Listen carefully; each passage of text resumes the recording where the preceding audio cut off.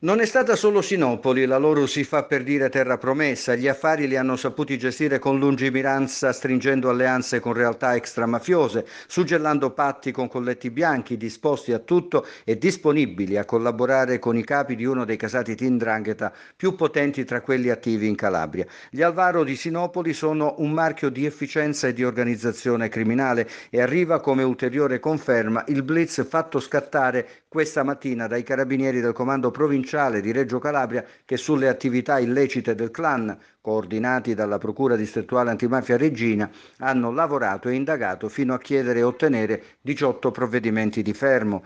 L'inchiesta ha del clamoroso perché tra i fermati di questa mattina c'è il sindaco di Delia Nuova Francesco Rossi, eletto 3 anni fa in una lista civica, ma da alcuni mesi consigliere metropolitano in quota Partito Democratico.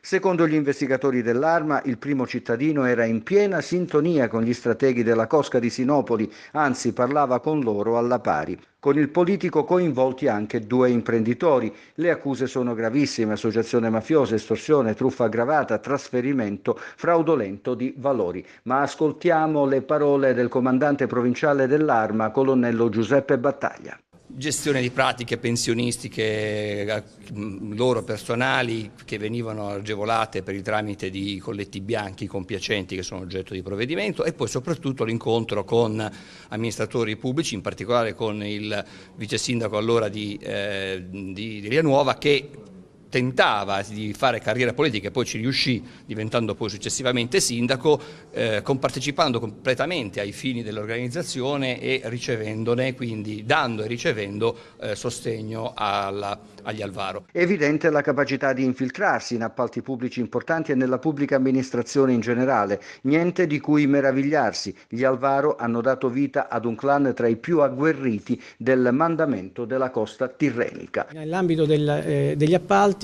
la Cosca a volte aveva degli incontri presso il luogo che era stato monitorato anche con altre cosche dell'area ionica, tirrenica e di Reggio Centro, anche in relazione allo svolgimento degli appalti e agli accordi da assumere in relazione alla esazione del pizzo.